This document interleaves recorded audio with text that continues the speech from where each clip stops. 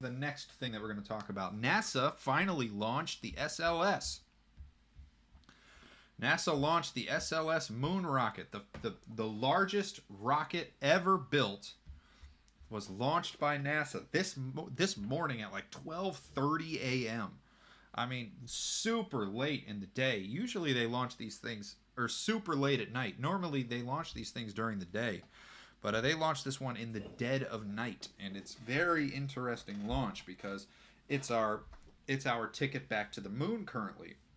The only uh, um, interplanetary capable rocket in production right now, and definitely the only one that flies. Like technically, SpaceX is working on one, but they haven't really proved its capabilities yet. Whereas SLS, it launched, it's on its way to the moon. They're done with it, but it also holds the record as being the brightest rocket launch in the history of the world. And so we're going to watch a little bit of that now. Power. So there is no more hold time available because there's no more margin on the batteries. So if we have a hold, we'd have to recycle back to T-minus 10 minutes and recharge those batteries. The count continues. A note now, shortly after liftoff. 1 minute. Shortly after liftoff, Mission Control Houston will take control of the rocket, and my colleague, Leah Cheshire, will take over commentary. T-minus 50 seconds and counting. Coming up at T-minus 33 seconds, the GLS will hand off control to the ALS. This is the autonomous launch sequencer. On board the rocket, it will take over command and control of the rocket. But the ALS will check, make sure there's no holds coming from the ground up until T-minus Okay, 2 now seconds. nobody can tell me that thing don't look Go cool. for ALS. The Space Launch System is now counting down to liftoff of Orion on its maiden voyage to the moon. Launch team can no longer cycle the count. There it is. Okay, so before we launch, I want to say two things. One, these engines that you see here, these four engines right in the middle on the bottom, they have flown on space shuttles before. They are upgraded engines that have actually flown before. So these engines date back to the mid 2000s.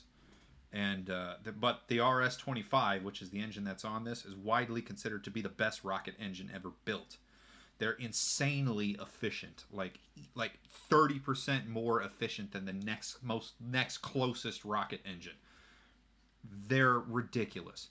And the two big white rockets that strap to the side, those are called solid rocket motor or solid SRBs, solid rocket boosters, because they don't have liquid fuel in them. They're like a Roman candle, but giant sized. Those are the single most powerful rocket engines to have ever flown. They held that record when they were on the space shuttle, and they have made them longer, and they have made them more powerful since. Parts of these two SRBs were built in the 80s for the space shuttle program, and they're still flying. And they are ridiculously impressive pieces of engineering. They are hands down the most powerful rocket engines ever produced. You're talking like 1,000,000 pounds of thrust each. It's ridiculous. Anyway. Sound suppressor water now flowing 15. under the ML. And here we go. 10. Hydrogen burn-off igniters initiated. 7. Okay, so really cool. Those water jets that you just started to see spray, they spray that underneath the rocket because in Florida the water table is just below the surface, so they can't really divert the exhaust away from the rocket. It has to come down and then go down like a trench, but they can't. In Russia, they just sort of like launch the exhaust down the side of a mountain. You can't do that in Florida. And as a result, if they didn't have the water, the sound waves from the rocket exhaust, just the sound alone is so loud it would destroy the rocket. So they have to have something to absorb the sound, and that's what that water jet is. They spray that water jet underneath the rocket to absorb some of the sound coming out of the exhaust so it doesn't destroy itself on the pad. And it is the single most powerful water pump in the world. it can pump 400,000 gallons of water in 47 seconds.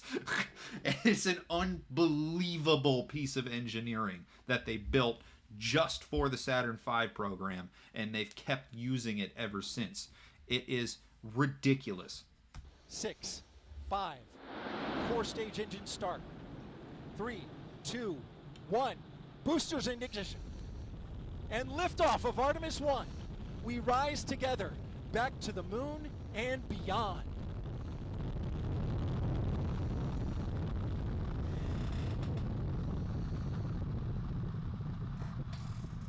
Engines on the core stage and 2 solid rocket boosters now propelling the vehicle at 128 miles per hour. Hearing good control on the roll from teams in Mission Control Houston. All good calls so far. Now 30 seconds into the flight of Artemis 1. First milestone will be for the vehicle to pass through max Q at about 1 minute and 9 seconds into launch. This is the greatest period of atmospheric force on the rocket.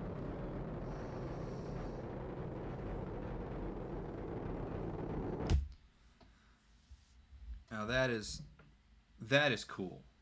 Don't even look me in the eye and try to tell me that's not cool. And it's an impressive piece of kit, that rocket. It's the most powerful rocket ever flown. It's not the biggest. The Saturn V is still a little taller, but only slightly. But as far as raw power goes, the SLS is second to none at the moment. The Orion spacecraft that they're launching on top of that to the moon is like 50% larger and like 50% heavier than the capsule that they sent on the Apollo program. And the SLS can put that much bigger of a payload and that much heavier of an object into even more energy intensive orbits around the moon. That thing is the later stages of this are so powerful that they're going to build they're going to use it to put a space station in orbit around the moon. Not the Earth, the moon. It is a very impressive piece of kit. And now, the reason why I wanted to talk about it here is not because it's cool, although it is cool. It's because one of the most annoying things that I hear from people is, I hear it from the left, I hear it from the right, is we have all these issues that need to be solved in the world.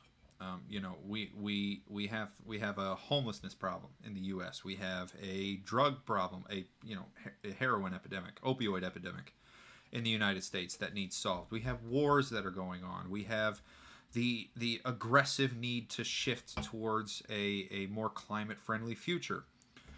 Why, if all of those things need done, are we spending billions of dollars on space flight? Why are we bothering as a species to travel the stars when we have so many issues to solve here on the ground? And setting aside the very real the very real benefits that come from people just being inspired by this stuff, because space travel is hard, and it is impressive that we have gotten to the point where we can reliably do that. I mean, you're talking about taking something from 0 miles an hour relative to the surface of the Earth and chucking it into orbit at like 17,000 plus miles an hour. Like, that's like, the numbers involved in space travel are just insane, and that's inspiring. I mean, it really does create the drive in people to do stuff, like to get involved in engineering. And even if they don't end up in the space program, they may get into engineering because of space and then end up falling in love with like climate engineering, which is something that we're going to need in the future. So like, there's an inspirational aspect to it that has value. But setting that aside entirely, what what value can we derive from space travel that we could honestly say is like a tangible thing that justifies us spending this kind of money? And knowledge is great. Knowledge is awesome. I love learning about space. Lots of people love learning about space. It really, like, once you get the handle of like where we are in the universe, the scope, the scale of it, the understanding of what our building blocks are made out of. Once you get a handle of all that stuff, you really appreciate your place in the universe in a different way than you would if you never looked up. If we never looked up. But as far as, actual tangible things, you can point to quite a bit, actually. And I pulled up a list here of inventions we use every day that were created for space exploration. Because there's a whole fuckload of things that we use every day that you would never even know about. So, for example, artificial limbs. Space vehicles they're designed to work in the most extreme environment imaginable. And because of that, they're ridiculously robust. And they have to work so delicately and so precisely in an environment that is not inherently delicate or precise. I mean, it's really hard to get things close together in space without them crashing into each other. If you know anything about orbital mechanics, I mean, moving something from one orbit to another orbit so they meet up together is really hard. And as a result of that, we've invented all kinds of things to help us do it that have been used in artificial limbs. Robotic sensors that can sense the pressure.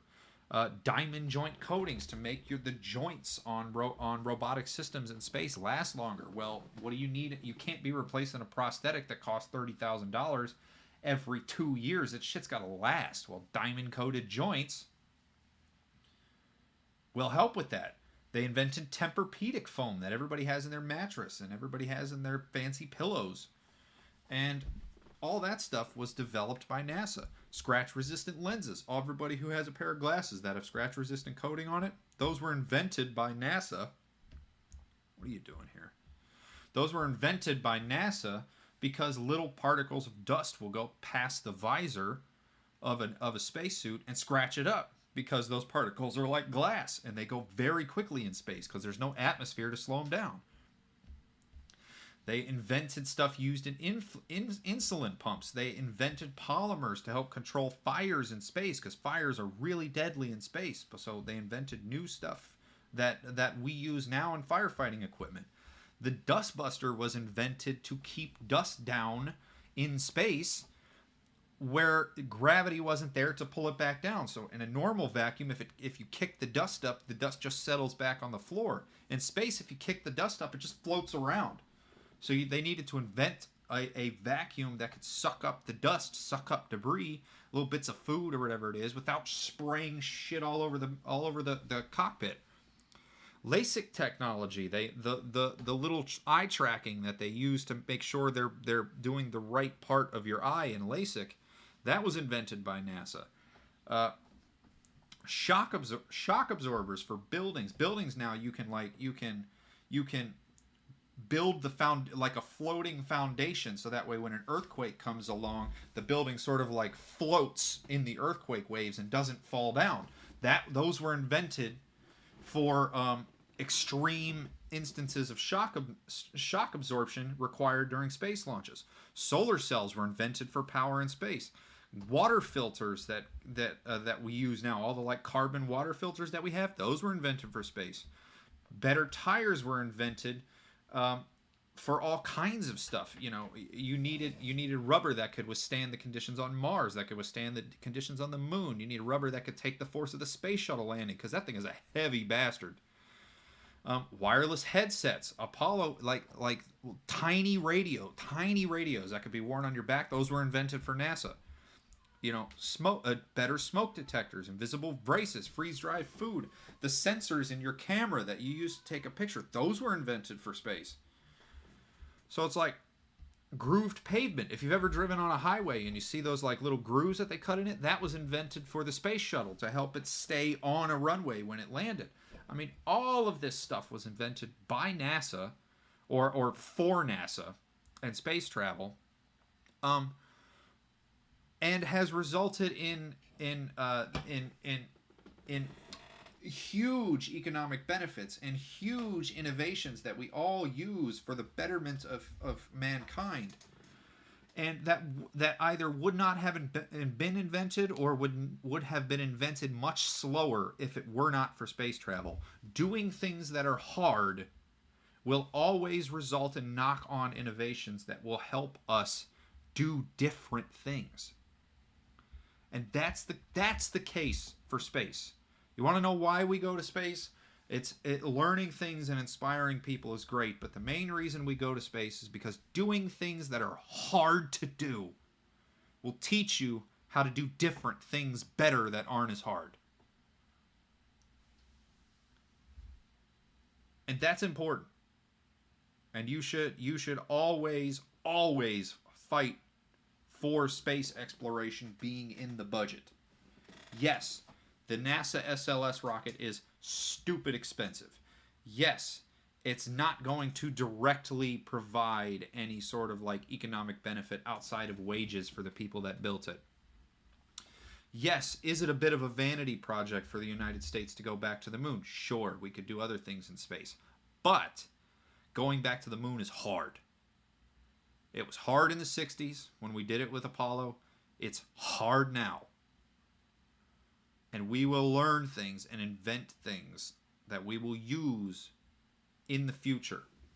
For example, batteries are not to the point where you can really make a semi that's feasible with a battery. You know, Tesla would like to argue with that, but, you know, not all semis can have a limiting range of 400 miles and then require 3 hours to charge. That's not feasible. You can replace a lot of semis like with that. You can't replace all of them. However, hydrogen fuel cells, on the other hand, can replace diesel-powered engines. And hydrogen fuel cells need a way to store hydrogen, which is notoriously difficult to store because the molecules are the atoms that make up hydrogen. They're one proton. They are the literal smallest atom in the universe. So any gap in a material larger than one proton, hydrogen will escape through it. So hydrogen will leak through a solid steel sheet. And despite those limitations, the SLS, the four engines, the main engines in the center, are hydrogen-powered engines. They figured out how to store hydrogen. And now we use that same technology to store hydrogen for hydrogen fuel cell cars and vehicles. So there you go.